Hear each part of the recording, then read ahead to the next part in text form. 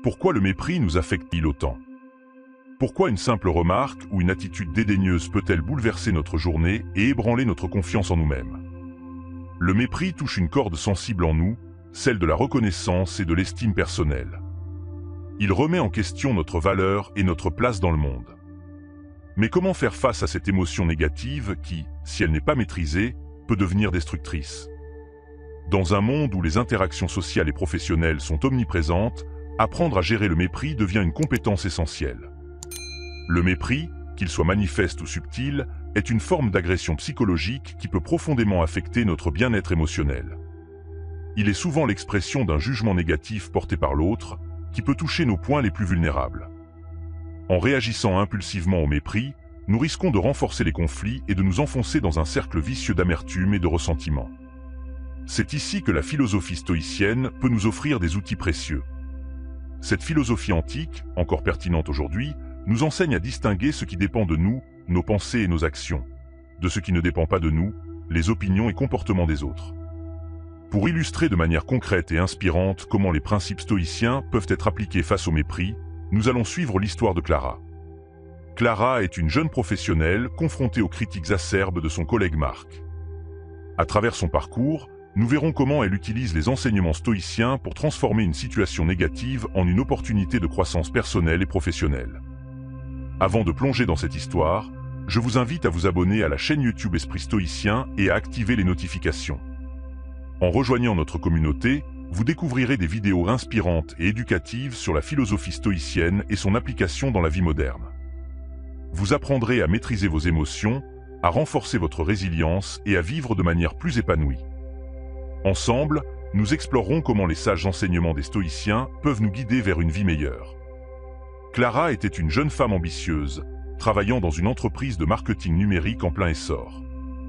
Elle était reconnue pour sa créativité et sa diligence, toujours prête à apporter des idées innovantes lors des réunions d'équipe. Toutefois, l'ambiance de travail, marquée par une compétitivité intense, pouvait souvent devenir écrasante. Parmi ses collègues, Marc, un homme d'une trentaine d'années, se distinguait par son attitude réservée mais souvent critique.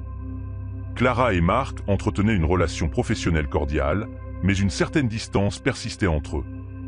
Leur interaction se limitait principalement aux échanges nécessaires pour le travail, et bien que Clara respectât Marc pour ses compétences, elle sentait une barrière invisible dans leur communication. Le bureau de Clara était un espace dynamique où les idées fusaient et les délais pressaient. Chaque journée apportait son lot de défis, des campagnes marketing à concevoir aux clients à satisfaire. Clara aimait ce rythme effréné, mais elle savait aussi que ce stress pouvait être source de tensions et de conflits. Pourtant, elle s'efforçait de maintenir une attitude positive et de collaborer harmonieusement avec ses collègues. Son objectif ultime était de progresser dans sa carrière tout en préservant un environnement de travail sain et respectueux. Un matin, Clara reçut un email de Marc qui allait bouleverser sa journée. Le message, truffé de remarques acerbes et de critiques cinglantes, portait sur un projet sur lequel Clara avait travaillé ardemment. Les mots de Marc résonnaient comme un coup de poing. « Votre travail manque de profondeur et de rigueur. Je ne comprends pas comment vous avez pu présenter quelque chose d'aussi médiocre. » Clara sentit son cœur se serrer. La colère et l'injustice montaient en elle, mêlées à un profond sentiment de doute de soi. Elle relut le message plusieurs fois, essayant de comprendre ce qui avait pu déclencher une telle réaction de la part de Marc. En proie à l'agitation intérieure, Clara décida de consulter son ami et mentor, Julien, un fervent adepte de la philosophie stoïcienne. Julien l'écouta attentivement avant de lui proposer une approche différente pour gérer cette situation. « Clara, dit-il, ce que Marc pense ou dit de toi est hors de ton contrôle. Ce qui importe, c'est comment tu choisis de réagir.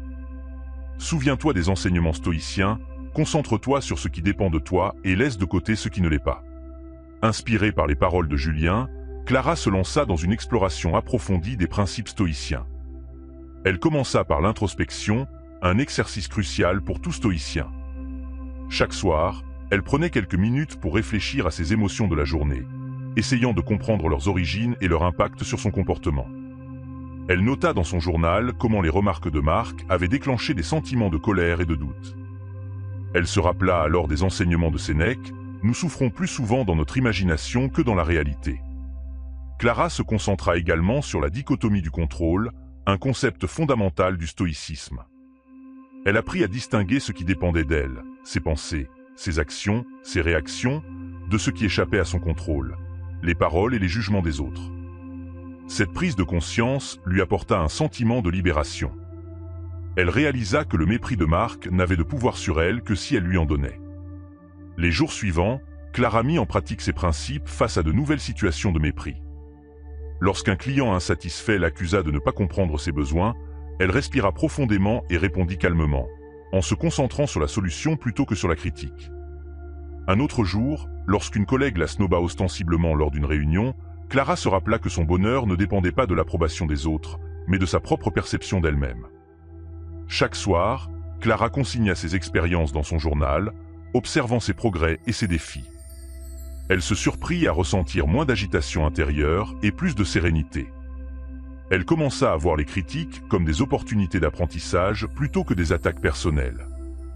La pratique quotidienne de la philosophie stoïcienne transformait peu à peu sa perspective et son attitude face aux adversités. Un tournant majeur survint lors d'une réunion d'équipe hebdomadaire. Clara devait présenter les résultats d'une campagne marketing récente. Marc, fidèle à lui-même, ne tarda pas à exprimer ses critiques. Cette fois, il le fit publiquement, devant toute l'équipe. « Franchement, Clara, je trouve que tes idées manquent toujours d'originalité. Nous avons besoin de quelqu'un qui puisse vraiment innover, pas seulement suivre les tendances. » Tous les regards se tournèrent vers Clara. L'atmosphère était chargée de tension. Cependant, au lieu de céder à la colère ou à l'embarras, Clara se rappela des enseignements stoïciens. Elle prit une profonde inspiration, regarda Marc droit dans les yeux et répondit avec calme et assurance. « Merci pour ton retour, Marc. Je prends note de tes remarques et je suis ouverte à toute suggestion pour améliorer nos prochaines campagnes. » Sa réaction fut un modèle de maîtrise de soi et de rationalité. Le silence qui suivit fut lourd de signification. L'équipe, habituée aux joutes verbales, fut impressionnée par la sérénité de Clara. Même Marc sembla déstabilisé par son attitude posée et respectueuse. Les répercussions de cet événement furent positives. Les collègues de Clara commencèrent à la voir sous un jour nouveau, respectant son calme et sa résilience. Ils se rendirent compte que la véritable force ne résidait pas dans les critiques acerbes, mais dans la capacité à rester stoïque et constructif face à l'adversité. Clara gagna en crédibilité et en influence, non seulement pour ses compétences professionnelles, mais aussi pour son caractère.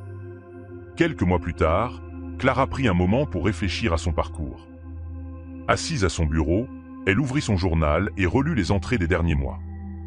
Elle réalisa à quel point elle avait évolué, non seulement en tant que professionnelle, mais aussi en tant qu'individu. Grâce à la philosophie stoïcienne, elle avait appris à gérer ses émotions, à se concentrer sur ce qui dépendait d'elle et à accepter ce qui ne l'était pas. Clara ressentait une paix intérieure qu'elle n'avait jamais connue auparavant. Elle comprit que la véritable liberté résidait dans la maîtrise de soi et la capacité à rester indifférente aux jugements extérieurs. En embrassant les enseignements stoïciens, elle avait transformé une situation négative en une opportunité de croissance personnelle. La morale de cette histoire est simple mais puissante. Face au mépris et aux critiques, la maîtrise de soi et la sagesse stoïcienne peuvent non seulement nous protéger de la douleur émotionnelle, mais aussi nous guider vers une vie plus épanouie et équilibrée. Clara continua à partager son expérience avec ses collègues, inspirant plusieurs d'entre eux à explorer et à appliquer les principes stoïciens dans leur propre vie. En fin de compte, Clara comprit que le mépris de Marc n'avait jamais été un reflet de sa valeur, mais plutôt une opportunité déguisée pour elle de grandir et de renforcer son caractère. Et ainsi, en appliquant les enseignements de la philosophie stoïcienne, elle transforma le mépris en une source de sagesse et de résilience, trouvant en elle-même la force et la tranquillité nécessaires pour naviguer à travers les défis de la vie moderne. Mes amis stoïciens, cette histoire nous a montré l'importance de la maîtrise de soi et de la sagesse stoïcienne dans notre quotidien. Clara a su transformer des situations de mépris en opportunités de croissance personnelle, nous rappelant que ce qui compte vraiment, c'est notre réaction face aux événements extérieurs. En appliquant ces principes, nous pouvons tous renforcer notre résilience émotionnelle et trouver une paix intérieure durable. Pour appliquer ces concepts dans votre vie, commencez par la pratique de l'introspection. Prenez quelques minutes chaque soir pour réfléchir à vos émotions de la journée. Comme je vous l'expliquais lorsque nous parlions de Clara, noter vos pensées dans un journal peut vous aider à comprendre vos réactions et à voir les progrès réalisés. Ensuite, Concentrez-vous sur la dichotomie du contrôle. Identifiez ce qui dépend de vous et laissez aller ce qui ne l'est pas. Cela vous apportera une liberté intérieure inestimable. Je vous encourage à réfléchir à la manière dont vous pouvez appliquer la technique stoïcienne dans votre vie quotidienne. Comment réagissez-vous aux critiques et au mépris? Pouvez-vous trouver des moments où vous avez laissé les opinions des autres affecter votre bien-être? Partagez vos expériences dans les commentaires, cela pourrait inspirer et aider d'autres personnes à traverser des situations similaires. Pour aller plus loin, abonnez-vous à notre chaîne et activez les notifications. Ensemble, nous continuerons à explorer comment la philosophie stoïcienne peut nous guider vers une vie plus épanouissante et équilibrée. Chaque vidéo est une étape de plus vers la maîtrise de soi et la résilience émotionnelle. Concluons sur une note positive et motivante. Le stoïcisme est un outil puissant pour le développement personnel. Il nous apprend que la véritable force réside dans notre capacité à rester indifférent aux jugements extérieurs et à agir selon nos valeurs. Commencez dès aujourd'hui votre voyage vers une vie plus épanouissante. Et n'oubliez jamais, la paix intérieure est à portée de main. Il suffit de choisir comment réagir.